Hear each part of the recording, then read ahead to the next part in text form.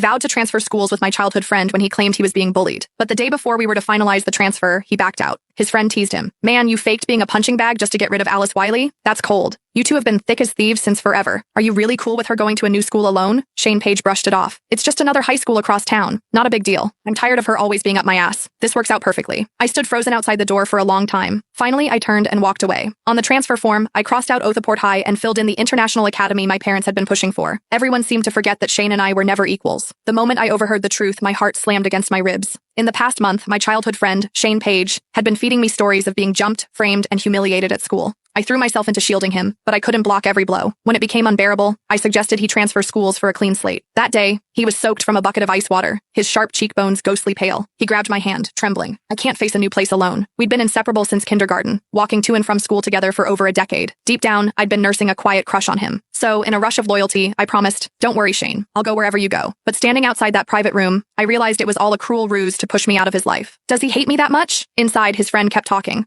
Alice is crazy about you. What if she falls for someone else out there? Her? Shane scoffed, as if the idea was absurd. She is so loyal she'd take a beating for me and not even flinch. You think she'd ever stop loving me? His friend muttered. I don't know, but she doesn't seem like someone you mess with. No chance, Shane said lazily. Our school is full of rich kids, but has she ever given any of them a second glance? His tone dripped with disdain as he continued. She is always up my ass. It's annoying. The room burst into laughter, sharp and mocking. I wanted to run, but my feet felt rooted to the floor, forcing me to endure the humiliation. One guy clicked his tongue. First time I've seen someone push away a girl who is crazy about them. Respect, bro. But if you're sick of her, why not just tell her? She doesn't seem like the type to pester you. Shane frowned. She is too intense. Being straight with her wouldn't be that easy. He paused, then dropped the real bombshell. Besides, Esther gets all torn up whenever she sees Alice. She only feels okay when I'm there to hold her hand. I'm doing this for Esther's sake. Alice will just have to deal with it for a bit. It clicked like a puzzle snapping together. Shane started faking the bullying just a week after Esther Howell was transferred to our school. You sly brat. A new girl shows up and you're already whipped? Someone chuckled. But Esther has got that fragile damsel in distress vibe. Guys eat that up. Unlike her, Alice is sharp and always has that icy glare that keeps everyone at arm's length. No matter how gorgeous she is, that's a tough sell. The others piled on, tearing me apart like sharks on a feeding frenzy. Shane didn't stop them or defend me. He even nodded along, agreeing with their jabs. My heart sank into a dark, throbbing abyss. For a fleeting moment, I wanted to knock down that door and demand answers. Why did he lie? Did he feel even a flicker of guilt watching me get hurt for him? Did our years of friendship mean nothing? But my mom's words echoed in my mind. Don't waste energy on pointless battles. People don't turn rotten overnight. In the end, I turned and walked away. The pain crept in slowly. I could have shrugged off a friend's betrayal, but Shane had crossed that line, blurring the boundaries between friendship and something more. That made the cut deeper. The day we agreed to transfer, he dragged me to a bar to celebrate our escape. The dim neon lights cast a hazy glow, and I couldn't tear my eyes off the guy I'd loved in secret for years. My heart raced, wild and untamed.